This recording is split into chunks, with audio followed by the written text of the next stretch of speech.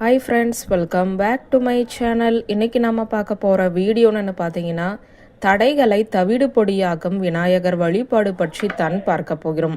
காரிய தடையை நீக்கக்கூடிய தெய்வமாக திகழ்பவர் விநாயக பெருமான் என்று நம் அனைவருக்குமே தெரியும். அப்படிப்பட்ட விநாயக பெருமானை நாம் எந்த ஒரு செயலை செய்வதற்கு முன்பாகவும் வணங்கிவிட்டு செய்தோமென்றால் அந்த செயலில் இருக்கக்கூடிய தடைகள் நீங்கும் என்றும் கூறி கேள்விப்பட்டு இருக்கிறோம். பலருமே அனுபவபூர்வமாக உணர்ந்தும் இருக்கிறார்கள். அந்த வகையில் நம் வாழ்க்கையில் இருக்கக்கூடிய எந்த தடையாக இருந்தாலும் அந்த தடைகள் விலகி சிறப்பான வாழ்க்கை வாழ்வதற்கு சங்கடஹர சதுர்த்தி நாளன்று விநாயகரை அர்ச்சனை செய்யும் முறையை பற்றி தான் இப்போது பார்க்க போகிறோம்.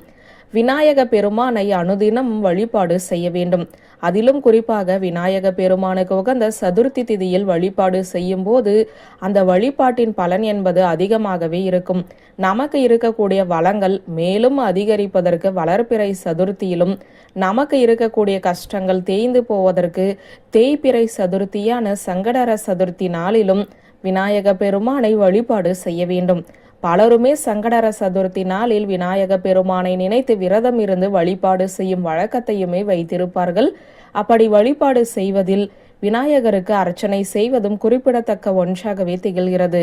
நம்முடைய குடும்பத்தில் இருக்கக்கூடிய ஒவ்வொரு உறுப்பினருக்கும் இருக்கக்கூடிய தடைகள் விலகுவதற்கு இந்த முறையில் அர்ச்சனை செய்தாலே போதும். சங்கடஹர சதுர்த்தி நாளன்று மாலை நேரத்தில் வீட்டில் இருக்கக்கூடிய விநாயக பெருமானுக்கு நம்மால் இயன்ற அபிஷேக ஆராதனைகளை செய்ய வேண்டும். அதிலும் குறிப்பாக பால், தயிர், பன்னீர் போன்ற பொருட்களால் அபிஷேகம் செய்வது என்பது மிகவும் சிறப்பு. பிறகு விநாயக பெருமானுக்கு சந்தன குங்குமம் வைத்துவிட்டு வில்வ இலைகள், அருகம்புல், தும்பைப்பூ, வெள்ளெருக்கு பூ இந்த 4ஐயுமே சேகரித்து வைத்து விநாயக பெருமானின் 108 போற்றிக்களை கூறி அர்ச்சனை செய்ய வேண்டும். இப்படி நாம் இந்த 4 பொருட்களை வைத்து விநாயக பெருமானுக்கு அர்ச்சனை செய்வதன் மூலம் நம் வீட்டில் இருக்கக்கூடிய ஒவ்வொருவருடைய தடைகளையுமே விநாயக பெருமான் நீக்குவார். பிறகு விநாயக பெருமானுக்கு பிடித்தமான பிடி கொழுக்கட்டை அல்லது பூரண கொழுக்கட்டையை செய்து நெய்வேத்தியமாக வைத்து கற்பூர தீபதூப ஆராதனை காட்டி வழிபாட்டை நிறைவு செய்து கொள்ளலாம்.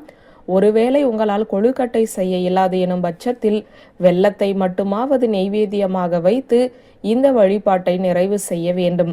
இந்த முறையில் ஒவ்வொரு சங்கடஹர சதுர்த்தி நாளன்றும் விநாயக பெருமானுக்கு நாம் அர்ச்சனை செய்து வர நம் குடும்பத்தில் இருக்கக்கூடிய எப்பேற்பட்ட தடைகளாக இருந்தாலும் அவை படிப்படியாக விலகும்.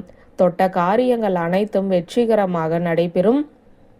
எளிதில் கிடைக்கக்கூடிய இந்த பொருட்களை பயன்படுத்தி விநாயக பெருமானுக்கு நாம் அர்ச்சனை செய்வதன் மூலம் நம் வாழ்வில் இருக்கும் தடைகள் அனைத்தும் தவிடு பொடியாகும் என்ற தகவலை சொல்லி இந்த வீடியோவை நிறைவு செய்கிறேன். நன்றி, வணக்கம்.